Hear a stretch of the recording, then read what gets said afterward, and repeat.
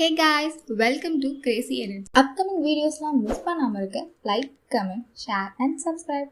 The Gap series இது 2022ல release ஆன ஒரு தாய் டிராமா. இவ தான் நம்ம ஹீரோயின் மோனா. இவ ஒரு ஐடலோட கிரேசியான ஃபேன். இன்னைக்கு இவளும் அவ ஃப்ரெண்டும் அந்த ஐடலோட கான்சர்ட்டுக்கு தான் போறாங்க. சரி ஓகேவா கிளம்பலாம், டைம் ஆயிடுச்சு வேற கான்சர்ட்க்கு. அப்படியே வீட்டில் எல்லாருக்கும் ஒரு பாய் சொல்லிட்டு இவங்க கான்சர்ட்க்கு கிளம்பிட்டாங்க. இவங்க தான் அந்த ஐடல் சாம். இவங்க மோனாவையும் ஸ்டேஜ்க்கு கூப்பிடுறாங்க. இவ ஃபர்ஸ்ட் போகலாமா வேண்டாமான்னு யோசிச்சாலும் அதுக்கப்புறமா இதுதாண்டா சான்ஸ் நம்ம கிடைச்சதுன்னு சொல்லிட்டு அவளும் போயிட்டு கூட சேர்ந்து பர்ஃபார்ம் பண்ணுறா. நல்லாவே போது, 2 பேரும் பர்ஃபார்ம் பண்ணுறாங்க. இன்டிமேட் சீன் மாதிரி கொஞ்சம் க்ளோஸாக 2 பேர் வராங்க. அப்போ டக்குன்னு மோனா யாருடா அதுன்னு பார்த்தா 2 பேர். அவங்க தான் அந்த ப்ரோக்ராமோட ஹாஸ்ட். மேம் உங்கள் நேம் என்ன மேம் அப்படின்ட்டு கேட்குறானுங்க. எவன்டா அவன் இந்த டைம்ல டிஸ்டர்ப் பண்றதுன்னு கணக்கு திறந்து பார்த்தா இவனுங்க நிற்கிறாங்க. டிஸ்டர்ப் பண்ணிட்டு பேரை கேட்குறானுங்க பாரு, மனசுல நினச்சிட்டு மோனா அப்படின்னு சொல்கிறான். நீங்கள் இந்த கான்சர்ட்காக எவ்வளோ எக்ஸைட்டடாக இருக்கீங்கன்னு தெரிஞ்சுக்கலாமா அப்படின்னு கேட்குறாங்க. மோனா எதுவுமே சொல்லலை. ஓகே, உங்களை பார்த்தாலே தெரியுது நீங்கள் எவ்வளோ எக்ஸைட்டடாக இருக்கீங்கன்னு சொல்லிட்டு இந்த லக்கி டேயோட வின்னர் நீங்கள் தான் சொல்லிட்டு அவகிட்ட ஒரு கிஃப்ட் கொடுக்குறாங்க. அந்த கான்சர்ட்டை எல்லாரும் நல்லா என்ஜாய் பண்ணிட்டு வீட்டுக்கு கிளம்பிட்டாங்க. வந்ததுக்கப்புறமா மோனாவோட ஃப்ரெண்ட் வந்து கிஃப்ட்டை கேட்குறான். எனக்கும் ஷேர் பண்ணுறியா, ஷோ பண்ணுறியா அந்த மாதிரி கேட்குறான். அப்போ மோனா அதெல்லாம் பண்ண முடியாது, நீ எனக்கு ஏதாச்சும் பண்ண அப்படின்னு சொல்கிறான். அதுக்கு அவங்க 2 பேரும் சும்மா ஃபன்னியாக விளையாடிட்டே ஃபைட் பண்ணுறாங்க. அப்போ மோனா வச்சிருக்க சாமோட ஃபோட்டோ கலெக்ஷன்ஸ் கீழே விழுந்துருது. மோனா அந்த ஃபோட்டோ எடுத்து அப்படியே பார்த்துட்டே ஒரு ஃப்ளாஷ்பேக்குள்ளே போயிடுறான். அப்படியே ஃப்ளாஷ்பேக் காமிக்கிறாங்க. இப்போ மோனாக்கும் சாம்க்கும் என்ன ரிலேஷன்ஷிப், எப்படி அவங்க 2 பேரும் இன்ட்ரோ ஆனாங்க, அதெல்லாம். ஒரு நாள் ஸ்கூலில் மோனா ரோட்டில் ஒரு பப்பியை பார்க்குறா. அது ரொம்ப க்யூட்டாக இருக்குது. அவள் போய் உடனே அது கூட விளையாடிட்டு இருக்கா. அப்போது அவள் ரோட்டில் விளையாடிட்டு இருக்கிறதுனால ஒரு கார் ரிவர்ஸில் வருது. அது அவள் மேலே ஏற்ற வருது. அதை பார்த்து தூரத்துலேருந்து ஒரு பொண்ணு ஓடி அவளை காப்பாத்துறா. அந்த பொண்ணு தான் சாம். பார்த்தீங்கன்னா இது சாமோட பப்பி. அவள் ஸ்டே பண்ணியிருக்க இடத்துல இந்த மாதிரி பெட் அனிமல்ஸ் வளர்க்க அலவுட் கிடையாது. அண்ட் அவளால் அதை பார்த்துக்க முடியாதுன்றதுனால அவள் ஸ்கூலில் வச்சு வளர்க்குறான்.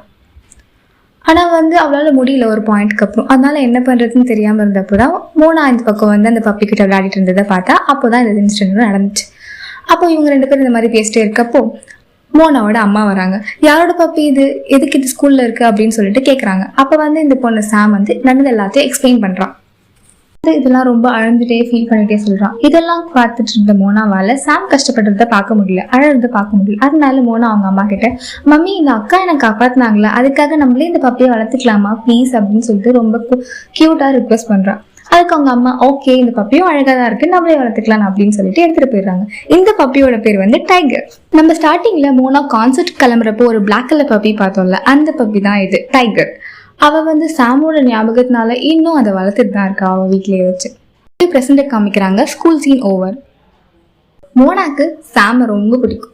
அவளுக்கு அவங்க கூடயே எப்பவுமே இருக்கணும்னு ரொம்ப ஆசை. அதனால தான் 13 இயர்ஸ் ஆச்சு. அந்த ஸ்கூல்லேயே அவள் முடிச்சா, அவள் கிராஜுவேட் ஆனா அண்ட் ஸ்டில் அவள் வெயிட் பண்ணிட்டு இருக்கா. சாமாவை புரிஞ்சுக்கிட்ட அவளோட ஃப்ரெண்ட் எப்பவுமே அவளுக்கு சப்போர்ட்டிவா பாசிட்டிவா அவள் கூடயே இருந்து இவ்வளோ நாள் ஹெல்ப் பண்ணிட்டு இருக்கா.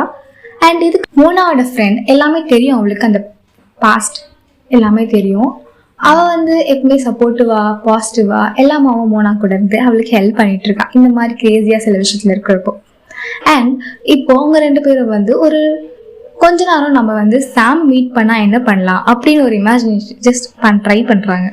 மோனா அவளோட ஃப்ரெண்டு சாமா இமேஜின் பண்ணிட்டு அவங்களே பார்த்துட்டு நின்றுட்டு இருக்கா. அவ எதுவுமே பேசல.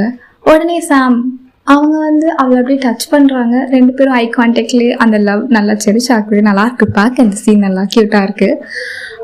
மோனா அப்படியே லவ்வோட அவங்களே பார்த்துட்டு நின்றுருக்கா. அப்போ சாம் அவளை டச் பண்ணிட்டு இருக்காங்க. அவளோட ஃபேஸ்லாம் டச் பண்ணிட்டு சீக்ஸ்லாம் டச் பண்ணிட்டு ஒரு மாதிரி அப்படியே ஒரு மாதிரி நின்றுருக்காங்க. நல்லா இருக்குது பார்க்க, செம்ம கியூட்டா இருக்கு. அவங்க 2 பேரோட அந்த பாண்டிங் கெமிஸ்ட்ரி அழகா இருக்கு பார்க்க. அப்போ 1 செகண்ட் அப்படியே சீன் கட் ஆயிடுது. அவளோட சீக்ஸை பிடிச்சி கிள்ளிட்டு நீ செம்ம கியூட்டா இருக்கேன், நான் உனக்கு கிஸ் பண்ண போறேன் அப்படின்னு சொல்றாங்க. யாரான்னு பார்த்தா ஒரு நிமிஷம் மோனாவோட ஃப்ரெண்ட் அவளுக்கு தெரியுறா. உன்ன மாதிரி அவங்க ஒன்றும் பர்வர்ட்டா நடந்துக்க மாட்டாங்க சாம், அவங்க அப்படிலாம் கிடையாது அப்படின்னு சொல்லிட்டு அவள் நின்று இருக்கா. தள்ளி போடின்னு சொல்லிட்டு அவளை தள்ளி விட்டுட்டு போறா. மோனாவோட ஃப்ரெண்டை தள்ளி விட்டுட்டு அப்படியே அவங்கள பத்தியே யோசிச்சுட்டு நின்று இருக்கா. அப்போ மோனாவோட ஃப்ரெண்ட் கொஞ்சமாச்சும் ப்ராக்டிக்கலா யோசிடி, இவ்வளோ நாள் நீ இருக்கு 13 இயர்ஸா அவங்கள பிரிஞ்சிருக்க, அவங்களுக்கு ஒன்று ஞாபகம் இருக்குமான்னு கூட உனக்கு தெரியல.